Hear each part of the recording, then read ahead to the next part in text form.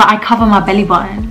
It is amazing. Hey babes, welcome back to another video. In this video we shall be talking about anxiety. Hi, I have anxiety. No, I'm just kidding. I'm seeing so many people with anxiety, and it's like they don't know how to differentiate between anxiety or if it's something else. Once you know how to identify your triggers, once you are able to feel within your body when something isn't right, that's going to help you super mega loads. But it takes a long time to get there. It takes an element of awareness to get there.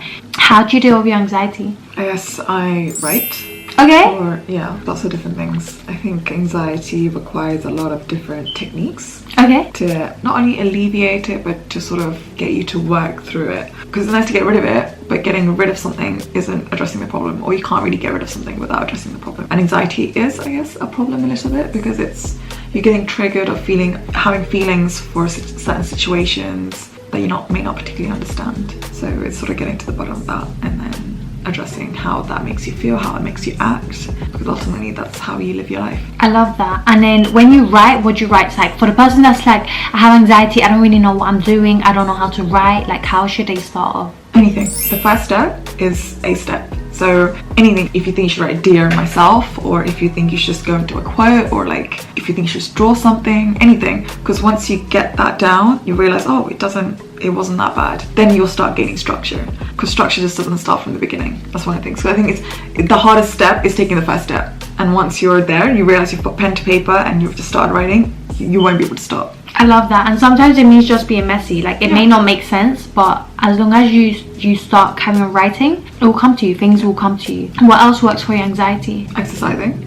Cool. Definitely. I mean, yeah. Cool. You go to the gym, or like doing yoga. Yoga's a big part of my life, but that's just what I've chosen. You can choose running. Lots of people run to alleviate like their anxiety, because running is quite literally people running from their problems.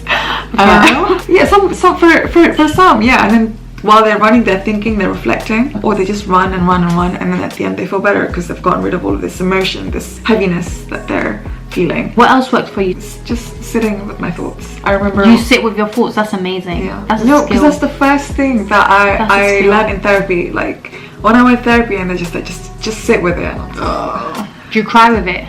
Yeah, you can do if it's one of those things. I don't really want to do that though. You think that, but you know, when you're sitting in bed late now after a long day at work, you come back. I concur. I'm so tired. My to-do list is so long. There, but for me, it's like when I'm on my period, the first day I start my period. Yeah. And I remember I'm like crying and feeling upset about things. I'm like, why? It's because it's all of that vent up. I do get that though. I could watch a video on Instagram and I could just start crying. But they're all literally from underlining things you do in your day-to-day life that you're not addressing, and you're like, oh, why am I crying? Why am I crying? And it's because you probably have encountered something that you have not addressed. You've sort of brushed it off. Yeah, your body tells you a lot. And for women, because we're on a monthly cycle. Yeah. What else works for you? Getting hobbies, finding a hobby. I guess yoga is a hobby for me, but that's part of exercise. So another hobby is like I might bake a cake. If I feel like there's a day where I'm like, oh, I'm feeling, I feel like making a banana cake, or you're still cultivating hobbies and skills, I guess, but those things are just still methods of release. Right? I love that. I'm just giving you my top. Yeah, what do you do? So right now I work in a very toxic environment, so I cover my belly button. It is amazing. It's amazing. So you know how like emotions are stored in your root chakra? Yeah. It is amazing. How do you cover your belly button? I put cotton wool and then I put a plaster of meatball tape over it. Okay. And then you remove it when... Okay. And it's like I feel grounded, because I just feel like people just would drain me, like they would suck my energy, and I was struggling to like kind of handle it. It's amazing, guys. Honestly, that works for me. Another thing that works for me is, remember, some things will work for you and others won't. Yeah. Tapping. If you look on my podcast, I did an interview with Brad Yates, and this was my first time encountering tapping, emotional freedom technique, and actually cried. So guys, someone else I really like to watch while I tap is Gala Darling. Like, she's Australian. I think she's based in LA now, but she is amazing. What else do I do? Babes, your girl spends a lot of time alone, I swear. I just need to ground.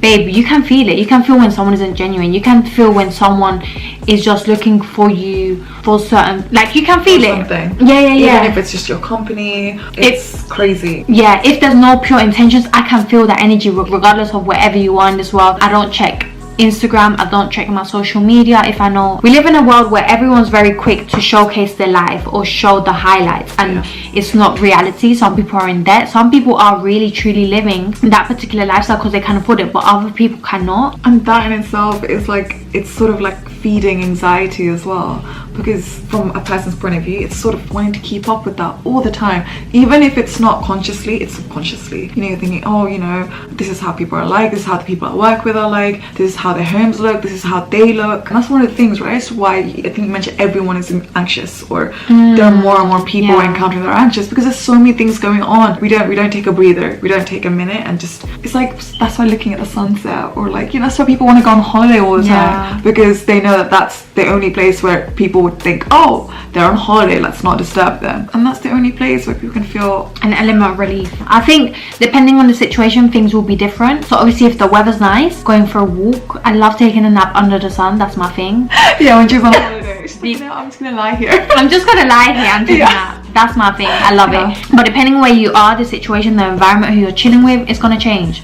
But as long as you know and you can identify that trigger and figure out what is good for you and what isn't, you will be able to deal with your anxiety. But I just feel like, don't let it mount up. If you're getting to the stage where you're getting panic attacks, I used to get panic attacks, I didn't know what was triggering it. What was triggering it? Yeah, no, I knew. Oh, okay. I just didn't know how to get out of the situation. I mean, you wouldn't, because in that moment when you're having a panic attack, that's all you're thinking about. It's yeah, not how to get out of it. But it's like, if you're like, even if that means getting therapy, even if that means getting help, even if that means like learning, creating that awareness, reflection, and learning how to ground. Grounding is so good. Touching a tree hugging is a thing. I told who did I tell at work? He was like laughing at me. Yeah, tree hugging is a thing, babes. Yeah.